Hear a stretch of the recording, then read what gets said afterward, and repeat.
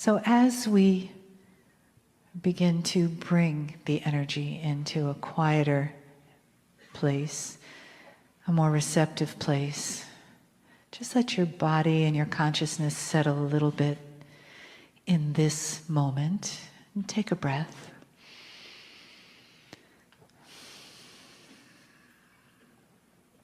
And know that there is nothing for you to do, just to be right here with us, with the beautiful energy of love and family. And let yourself feel the blessings in the room that you create, that we create together.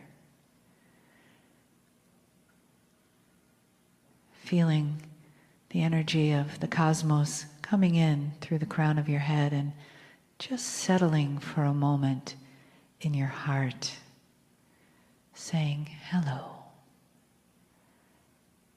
And then moving through your body, down your legs, into your feet, connecting with our beautiful Mother Gaia, right here, right now in this room. And letting yourself just find the stillness of that connection between heaven and earth.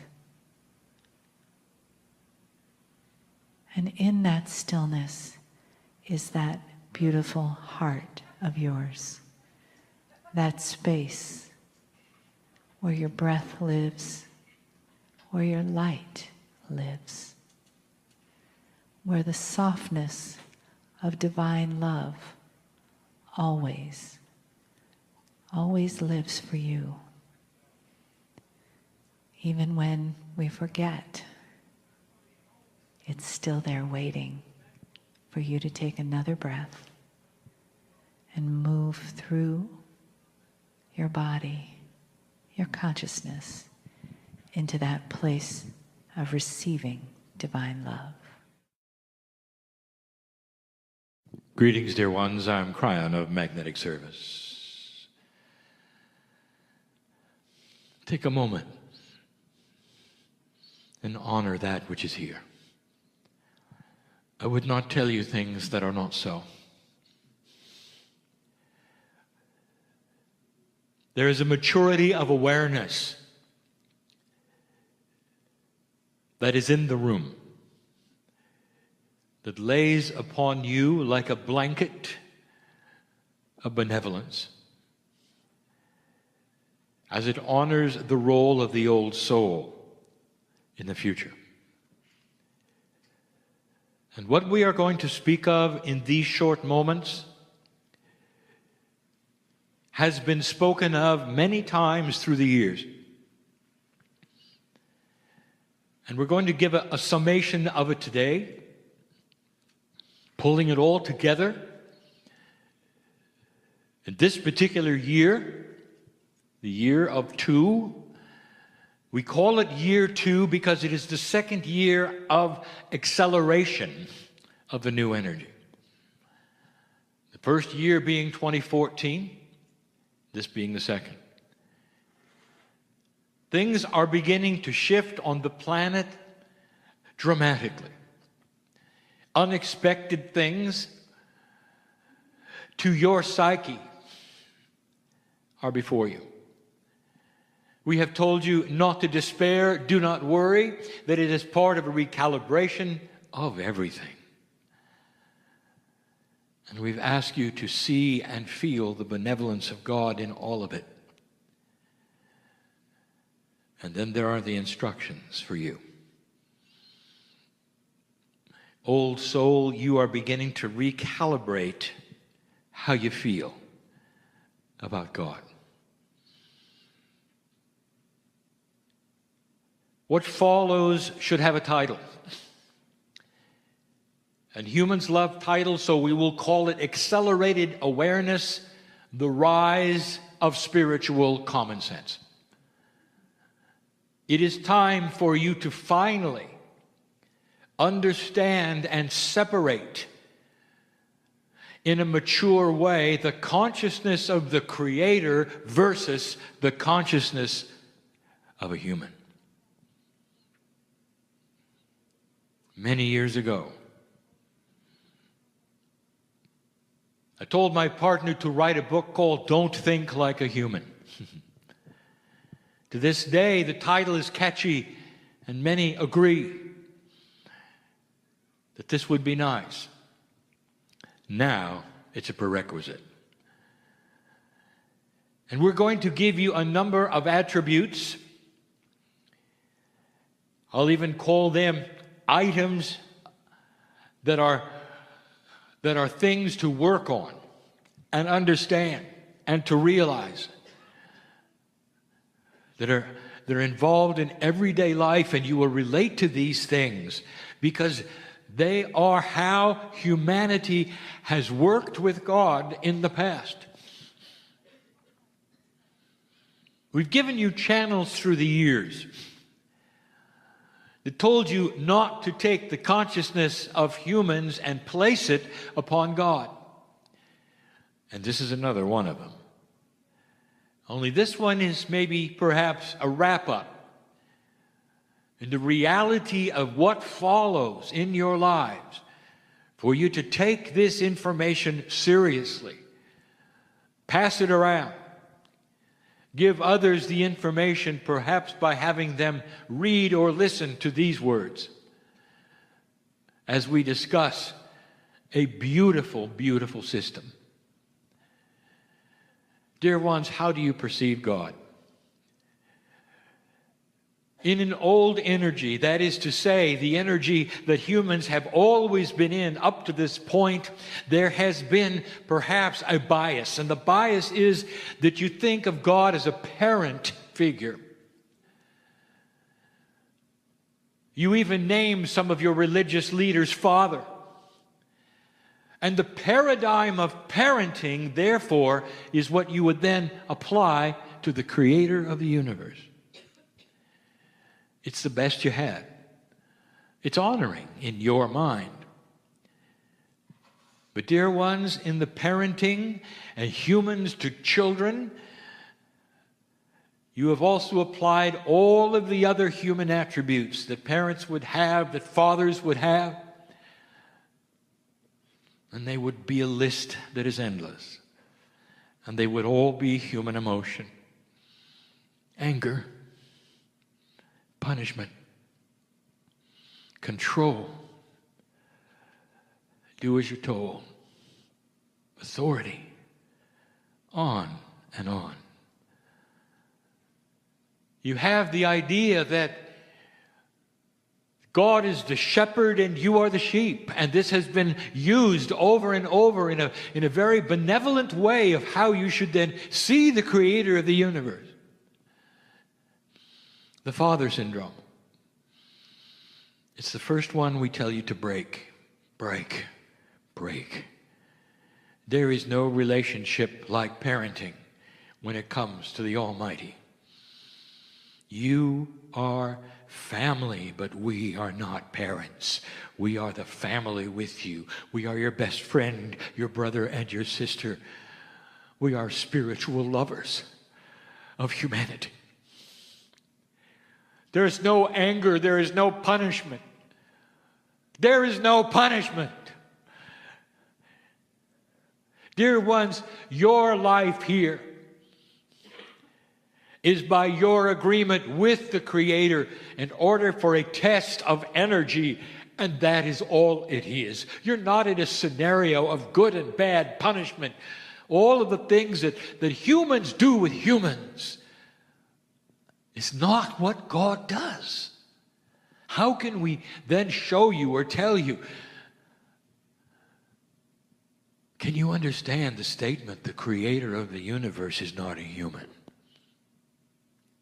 Does not have human consciousness, does not have human nature, therefore does not have anger, does not have punishment, doesn't want to control, and you're not sheep. Could it be any clearer? The closer you get to the source which is inside you, which is God, the more you will feel this arrangement we have. One single hand reaches out to you that is the Creator and is all that is, asking you to take it, not so you will be controlled as sheep, but so you'll be included in the creative source. The closer you get through your higher self to that which is this creative source, which you call God, the stronger influence of compassion you will have on this planet. Like the masters that came before you, who were not angry and who did not punish and did not want you to be sheep. That's number one. Could it be any clearer? To change the paradigm of the relationship to the part of you which is creation.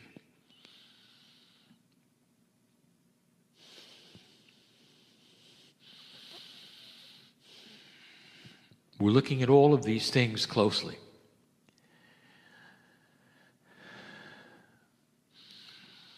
And we have so many of them.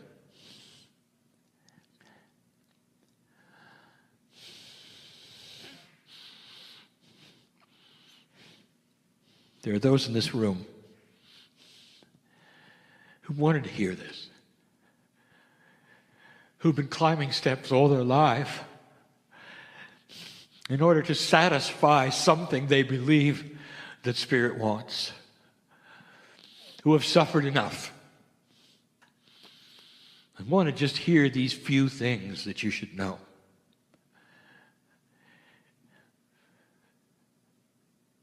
Dear ones, there is no hierarchy. Could it be that there is nobody in charge? It is a human attribute. Don't you understand this? In order for you to group together and accomplish anything, there's a structure. It's human. It's everywhere. There's always somebody in charge. Always. No matter where you go, no matter what you do, even the hermit in the field, somebody owns the field. Someone's in charge. Somebody has to be there. Even in the middle of the ocean, someone's in charge. You'll say, well, now it is Neptune. Now it is Mother Nature. There's always a force above you. And you apply that situation, a hierarchy, to God. You have created that which is hierarchical even in the angels. You have master angels. You have ones that are in charge of others. You've got books filled of who answers to whom. And they don't. And they don't. You see, the structure of spirit, of what you call God, is different than you can imagine. There is one consciousness that is in charge. And one consciousness is also the family. It is hard to describe to you a multidimensional aspect that you do not have. Imagine for a moment there was a consciousness that everyone had, and you were all in charge. If you had that, then there would be no followers. There would be no less than. You'd all know what to do instantly and would do it in complementary fashion with the others because you were all in charge. You saw what had to be done. You would then have the solutions all together as one. That is the mind of God. The angelic beings are not in a hierarchy. You say there is Archangel Michael. Michael would be the first to tell you there isn't. But honors the fact that you would see there was in order to facilitate yourselves and be comfortable in 3D. Do you see?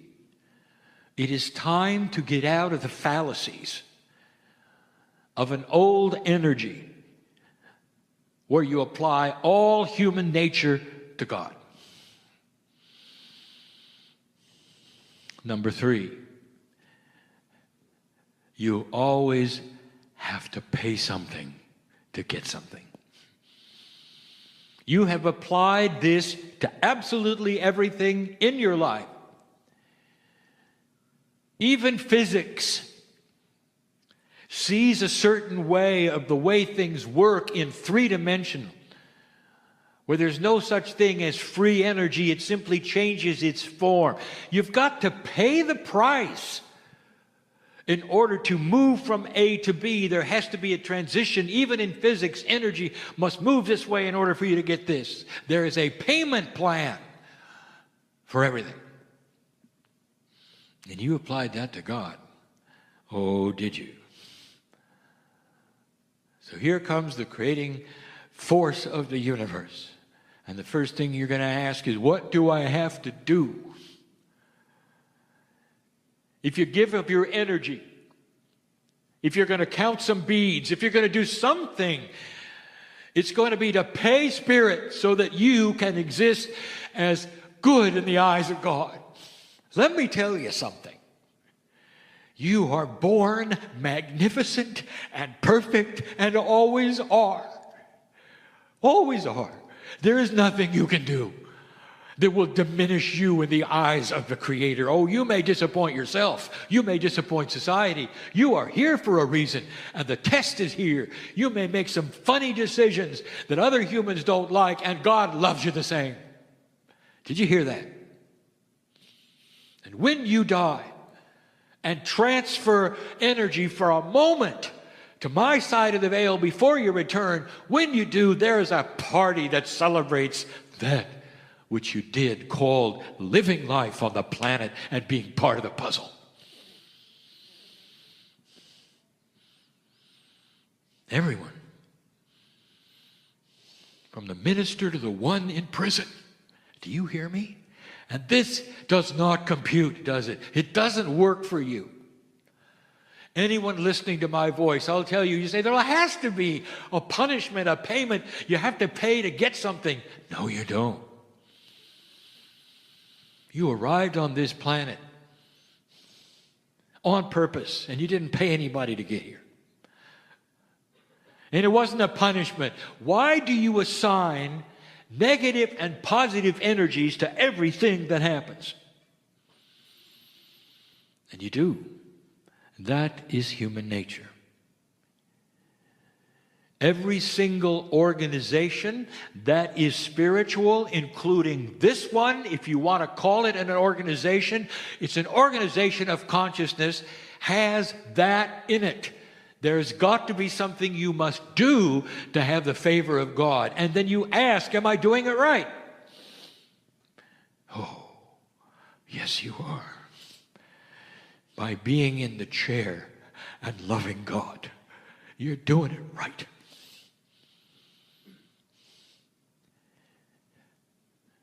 There are certain societies where human beings act like children who are spiritual and they don't know any better. And it still goes on. Charlatans who know far, far better will tell you that for a certain price they can forgive your sins or propel you in heaven or even affect your ancestors, and you hand over the money. This is still on today. Dear old soul, break this paradigm in any way you can. When anybody talks to you about reward and punishment and payment, when it comes to the Almighty, you tell them you're part of the family and you're all paid up, all right? There are those, so many, who besiege God right now, right this moment, in prayer, bending over and saying, how can we get clean in the eyes of God? And they don't know that they were never dirty. Who told them they were dirty? And why would they? Break the paradigm. Born magnificent, family and clean forever. Your timing, number 4, is not God's timing. And yet you make it that way. It's a habit that way. My partner even gave a full lecture series and recorded a video about it because it is so prevalent among you. Somebody has to hear this. You came today to hear this. When you get a strong intuition about something that may be in your future, you take it and you hold it to yourself and you thank God for finally giving you some instructions on what to do. You're going to go over here, you're going to start a school, you're going to write a book. You're going to do this, you're going to do that. And then you do it. And it doesn't work. It doesn't work spectacularly. It fails. Use the word. And then what do? You do the human thing. You say, what did I do wrong? How did I displease God? All of those things are simply running in circles of human nature and not having any idea about how the Creator works. If any of you at any time get a message about something that is coming or an inkling or a feeling, I want you to promise me you'll have common sense that is spiritual and see it for what it is. What it is a potential that may very well happen, and the synchronicity will be created when it's time and not on your clock. I want to show you why you do what you do, and we've discussed this before. All of human nature has the authority figure asking you to do something or telling you to do something, and you doing it immediately. When your father said, clean up your room, when were you supposed to do it? When your boss tells you they want something, when were you supposed to do it? And the answer is always now. So Spirit gives you intuition about something that's going to happen, something that's in the works, or for you, something you're supposed to do, and you instantly knee-jerk it into reality now. And it fails. Promise me that you will have the wherewithal and the maturity to say, thank you, God, for this information. It's beautiful. And I will wait patiently for the synchronicity that will begin to realize and fulfill this. For I am family and I understand the principles of synchronicity and the timing of Spirit. I want you to see it in the bigger picture. These things that you are working on are potentials. You may be shown something far before someone else who will be part of it is shown. You're going to have to wait for them. For things to come together in a synchronicity, in a society of free choice, they also may change. They may morph into something else, and you will be given that. And yet there are humans that are angry at God because they didn't get number 1, they got number 2. And when you ask them, well, number 2 was better, and you say, yes, but number 1 is what he told me. What did I do wrong? Not understanding. God does not have a list for you. These are energies of potential and the timing of Spirit, not on your clock. Promise me that you won't launch out just because you got the message or the inkling, but that you will wait in a mature fashion for the timing of Spirit and know it when you see it and be comfortable with it. Old soul, mature common sense should prevail. Number 5, the last one. Purpose. How many sales meetings have you attended? And they all tell you the same thing. In order to have something happen, you have to have a goal. It would be helpful to paste things magnetically on the refrigerator to remind you. Maybe you should go to meetings where other people have the same goals and reiterate them. None of that is what God has. None of that. And we said it before. Your purpose on the planet has nothing to do with your works. Did you hear that? There are sayings that some of you have heard all your life. By your works will you be known. Let me tell you another saying. By your magnificence on the planet will you be known. Which is you in the chair listening today. How about that? By your magnificence of being a human and going through this will you be known. Not by what you do while you're here. The magnificence of the old soul will be increased even more through compassionate action, and we have said that. That's what you're here for. If you really want a goal, I will give it to you. Compassionate action. Live like a master. And you will say to me, it's hard. And I will say to you, that's why we call you light worker. It's hard. It is. You have the maturity and the life experience on this planet to achieve all that you set out to achieve. In this life and others that you will live, by your magnificence will you be known as those who will create peace on earth and take it into ascension eventually. That's how we know you, family. By your name in lights. Your name sung in the light form. That's how we know you. And that's real different from having a goal.